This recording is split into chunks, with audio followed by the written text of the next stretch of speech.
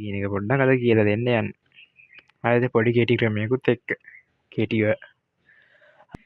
පළවෙනි එක තමයි මේ ඩාවින් උලස්වාදී කෙනෙක්ගේ මේ ඩාවින් කියන පුද්ගලයා පරිසරයේ සංසිද්ධි දෙකක් බලනවා. පරිසරයේ සංසිද්ධි දෙකක් නිරීක්ෂණය කරනවා. අපි ඒක මෙහෙම දාමු. පරිසරයේ සංසිද්ධි දෙකක් නිරීක්ෂණය කරනවා. හරිද? එයා නිරීක්ෂණය කරන සංසිද්ධීන් තමයි හරිද? ගහණයක සිටින මේ විදිහ මතක තියාගන්න ලේසි. විශේෂයකට අයත් ගහණයක සිටින විශේෂයකට අයත් සමාජිකයින් අතර ප්‍රවේණිකව විවිධත්වයක් ඇති බව හා සෑම විශේෂයක එක දැන් අපි පළවෙනි එක ලියන්න යන්නේ ගහණයක සිටින විශේෂයකට සමාජිකයින් අතර ප්‍රවේණිකව විවිධත්වයක් ඇති බව. ගහණයක සිටින විශේෂයකට අයත් ජීවීන් අතර ප්‍රවේණිකව විවිධත්වයක් ඇති බව. හරිද? දැන් දෙවෙනි කරුණ මතක තියාගන්න පොඩ්ඩක් මතක් වෙන්නේ නැත්නම් අපි මෙන්න මෙතන මේ විශේෂය කියන කෑල්ල තියෙන්නේ. ඒ විශේෂය කියන කෑල්ල අරන් මෙතනින් ලියනවා. ඒක මතක තියාගන්න ක්‍රමයක් තමයි ඒක. හරිද? හැබැයි ඒක කටපාඩම් කරලා තියෙන්න ඕනේ. එතකොට අපි ලියනවා සෑම විශේෂයක්ම පරිසරයට දරාගත හැකි ප්‍රමාණයට වඩා වැඩි ජනිතයින් බිහි කරන බව. සෑම විශේෂයක්ම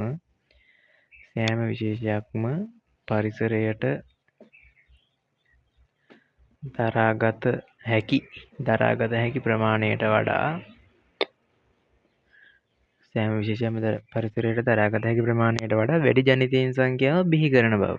වැඩි ජනිතයින් සංඛ්‍යාවක් බිහි කරන බව. ඩාවින්ස් විසින් දෙකක් බලනවා. එකක් තමයි ගහණයක සිටින විශේෂයකට අයත් ජීවීන් අතර ප්‍රවේණිකව විවිධත්වයක් ඇති බව හා විවිධත්වයක් ඇති බවයි. ගහණයක සිටින විශේෂයකට අයත් ජීවීන් අතර ප්‍රවේණිකව විවිධත්වයක් තියෙන එකයි. ඊළඟ එක මතක තියාගන්න විශේෂය කියන එක ගලවලා මෙතනින් ලියා ගන්නවා සෑම විශේෂයක්ම පරිසරයට දරාගත හැකි ප්‍රමාණයට වඩා වැඩි ජනිතයින් සංඛ්‍යාවක් බිහි කරන බවයි. සෑම විශේෂයක්ම පරිසරයට දරාගත හැකි ප්‍රමාණයට වඩා වැඩි ජනිතයින් සංඛ්‍යාවක් බිහි කරන එකයි. ඊට පස්සේ මේ ඩාවින්ස් කියන පුද්ගලයා අර්ථකථන දෙකක් ඉදිරිපත් කරලා තියෙනවා. මෙන්න මේ දෙක ඇසුරෙන්. ඒ කියන්නේ මේ බලපු නිරීක්ෂණ ඇසුරෙන් අර්ථකථන දෙකක් ඉදිරිපත් කරලා තියෙනවා. දැන් අපි බලමු. ඒ අර්ථකථන දෙක මතක තියාගන්න ක්‍රමයක් ගැන. මතක තියාගන්න විදියක් ගැන. හරිද? හරි. ඒක බලමු දැන්.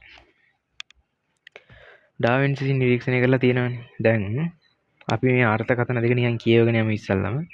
බලන්න තියෙන එක ගහණයක සිටින පරිසරයට උචිත ලක්ෂණ දරන ජීවීන්ට එම පරිසරවල නොනැසී පැවතීමට හා ප්‍රජනනයට ඉහළ විභවතාවයක් ඇත. ඔවුහු අන් අයට වඩා වැඩි ජනිතයින් සංඛ්‍යාව බිහි කරයි. අනිත් එක තමයි ගහණයක පැවැත්මට හා ප්‍රජනනයට හිතකර ප්‍රභේදන නිසා සමහර පරම්පරා කිහිපයක් ඔස්සේ ගහණය තුළ වාසිදායක ලක්ෂණවල වැඩිවීමක් සිදු වේ. හරිද? දැන් අපි ගත්තොත් මෙහෙම. හරිද? දැන් තියනවා සීතල පරිසර පද්ධතියක්. තියෙනවා. හරිද? පරිසර පද්ධතිය. කියන්නේ සීතල පැත්තක් තියෙනවා කියලා හිතන්න. ඊට පස්සේ මෙන්න මේ සීතල සීන් එකට ගෙනල්ලා දානවා මොනොන්ද? හිමවලස්සු දානවා. හිමවලස්සු ගහණයක්. හිමවලස්සු සෙට් එකක්ම දානවා. හිමවලස්සු ගොඩක් දානවා. හරිද? ගොඩක් දානවා. ආයේ මේ සීතල මේකට දානවා මේ පරිසර පද්ධතියට ඔටුව දානවා. දැන් බලන්න අපිට පැහැදිලිවම තේරුම් ගන්න පුළුවන් සීතල පරිසර පද්ධතියන්නේ. ඒ පරිසර පද්ධතිය තුළ ඔටුවොන්ට ඉන්න බෑනේ. ඔටුව කියන එවුන් අනුවර්තනය වෙලා තියෙන කාන්තාර පැත්තට උෂ්ණත්වය තියෙද්දි ඒ වගේ තමයි. ඒකට ඔටුවොන්ට සාමාන්‍යයෙන් බෑ සීතල පැතිවල ඉන්ඩ. එතකොට හිම වලස්සුන්ට ප්‍රශ්නයක් නෑන සීතල තැන්වල ඉන්න කියනක සීතර තැන්වල ඉන්න කියනක හිමවලස්සුන්ට ප්‍රශ්නයක් නෙමේ. දැන් අපි ගහනය හිමවලස්සු කියරගත්තොන් ගහනය හිමවලස්සු කියරගත්තොත් හරිද මේ ගහනය තුර මේ ගහන ගැන මේ ගහනයේ සිටින්න පරිසරයට උචිත ලක්ෂණ දරනවා. හිම වලස්සු කියනම් පරිසරයට උචිත ලක්ෂණ දරන ඔටුවෝ කියනු මේ පරිසරයට උචිත ලක්ෂණ දරන්න. එහෙනම් අනිවාර්යෙන්ම ඔටුවෝ කියනයම් මොනුන්ද මොකද වෙන්නේ මැරෙනවා කියලා අපි හිතනවා. මැරෙන කියන්නේ මැරෙනවනේ. ඒ හිම වලස්සු මොකද වෙන්නේ? ජීවතුන් අතර ඉන්නවා. හරිද? ජීවත් වෙනවා. හිම වලස්සු මොකද වෙන්නේ? ජීවත් වෙනවා. එතකොට අපිට කියන්න අර නිරීක්ෂණ ඇතුලෙන් මේක පැහැදිලි කරලා තියෙන දේ අපිට මේ මොකද්ද මේ මතක තියාගන්න පුළුවන්. එතකොට මෙහෙම හිම වලස්සු සීතල පරිසරයකට දානවා. ඔටුවොත් සීතල පරිසරයකට දානවා. මේ මැරෙනවා. ජීවත් වෙනවා. එහෙනම් ජීවත් වෙන හින්දා ප්‍රජනනයට විභවතාවයක් තියෙනවා. හරි දන්න අයට වඩා වැඩි ජනිතීන් සංඛ්‍යාවකුත් ඒ හින්දා බිහි කරන්න වෙනවා. හරි ගහණයක සිටින පරිසරයට උචිත ලක්ෂණ දරන ජීවීන්ට ඒ පරිසරය තුළ නොනැසී පැවතීමටත් මැරෙන්නේ නැහැනේ සීතල පරිසරයෙන්. නොනැසී පැවතීමට ප්‍රජනනයට ඉහළ විභවතාවයක් ඇත. ඔව්හු අන් අයට වඩා වැඩි ජනිතයින් සංඛ්‍යාව බිහි කරයි. ප්‍රජනන ජීවත් වෙනවා, ප්‍රජනනය කරනවා, වැඩි ජනිතයින් සංඛ්‍යාවක් බිහි කරනවා. හරිද? ඕක තමයි කරන්නේ. ඊට පස්සේ ඕක තමයි පළවෙනි එක. මොකද්ද පළවෙනි එක? හිම වලස්සු ටිකක් දානවා සීතල පරිසරයට, ඔටුව ටිකක් දානවා සීතල පරිසරයකට. අනිවාර්යෙන් ඔටුව කියන්නේ සීතල පරිසරයට ඔරොත්තුවක් නැති හින්දා මැරෙනවා. හැබැයි හිම වලස්සු කියන එහෙම දෙයක් නෑ. ජීවතුන් අතර ඉන්නවා. එහෙනම් අනිවාර්යෙන්ම ජීවතුන් අතර ඉන්න ප්‍රජනනය කරන වැඩි ජනිතීන් සංඛ්‍යාව බිහි කරනවා කියන එක තමයි මෙයාගේ පළවෙනි එක. දෙවෙනි එක බලමු.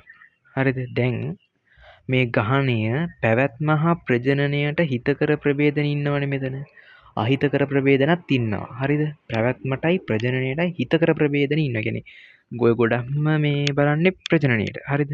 පැවැත්මට කෙසේ වෙතත් ප්‍රජනනයට මේ බලලා තියෙන සංසිද්ධිය අනුව බලලා තියෙන්නේ ප්‍රජනනය කියන සාධකයේ ගහණයක පැවැත්මට හා ප්‍රජනනය කියවට ප්‍රජනනයට තමයි වැඩිපුරම බලලා තියෙන්නේ. එතකොට මේ ප්‍රජනනයට හිතකර ප්‍රභේදන නිසා ඉතර වලස්සු අතරත් ඉන්නවා අහිතකර ප්‍රභේදන. හිතකර ප්‍රභේදනත් ඉන්නවා.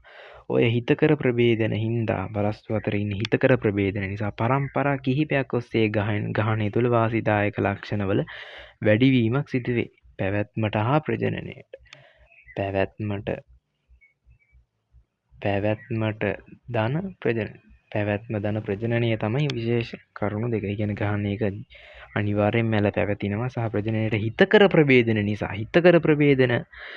නිසා පරම්පරා කීපයක් ඔස්සේ ගහණය තුළ වාසිදායක ලක්ෂණවල වැඩිවීම පෙන්눔 කරනවා. මොකද කරන්නේ? වාසිදායක ලක්ෂණවල අනිවාර්යෙන් වැඩිවීමක් පෙන්눔 කරනවා. වාසිදායක ලක්ෂණ අනිවාර්යෙන් වැඩිවීමක් පෙන්눔 කරනවා. ඒ ඉතින් මෙයාගේ පැවැත්මත් හොඳයි, ප්‍රජනනයත් හොඳයි. හිතකර ලක්ෂණ හින්දා මේ වාසිදායක ලක්ෂණ වැඩිවීම පෙන්눔 කරනවා. ඒවා වාසිදායක ලක්ෂණ වැඩිවීම පෙන්눔 කරන හින්දා අවුලක් නැතුව මේ ජීවත් වෙනවා. හැබැයි මෙතන අහිතකර ලක්ෂණ තියෙන උනුත් ඉන්නවා. ඒකට මේ ඔටුව ගැන කතාවක් මෙතනට ඇදලා ගන්න නෑ. හරිද? දැන් අය මුලින්ම මතක් කරගමු. මොකද කරන්නේ? සීතල පරිසරයට හිම වලස්සුයි ඔටුවයි දානවා. හරිද? ඔටුව කියන්නේ මැරෙනවා සීතල පරිසරයකට ඔරොත්තු දෙන්නේ නැහැ. හැබැයි හිම වලස්සු කියන සීතල පරිසරයට ඔරොත්තු දෙනවා. ඒ හින්දා යාලා ජීවතුන් අතර ඉන්න අනිවාර්යෙන් ප්‍රජනනය කරනවා. මේ ප්‍රජනනය කරනවා අන්න අයට වැඩි ජනිතීන් සංඛ්‍යාවක් බිහි කරනවා. ඒක තමයි මෙයා කියන්නේ ගහණයක සිටින පරිසරයට උචිත ලක්ෂණ දරන ජීවීන්ට පරිසරවල නොනැසී පැවතීමට ප්‍රජනනයට ඉහළ විභවතාවයක් ඇත. ඊළඟ එක තමයි ගහණයක පැවැත්මට හා ප්‍රජනනයට. දැන් මෙයාලා තමයි හිම වලස්සු තමයි ගහණේ. ඒ ගහණේ පැවැත්මට හා ප්‍රජනනයට. පැවැත්මටයි ප්‍රජනනයට හිතකර ප්‍රභේදන ඉන්නවනේ. හිතකර ප්‍රභේදන නිසා පරම්පරා කීපයක් ඔස්සේ ගහණය තුළ වාසිදායක ලක්ෂණ සම්ප්‍රේෂණය වීමක් සිදු වෙනවා. වාසිදායක ලක්ෂණ වැඩිවීමක් සිදු වෙනවා. වාසිදායක ලක්ෂණ වැඩිවීමක් සිදු කරනවා.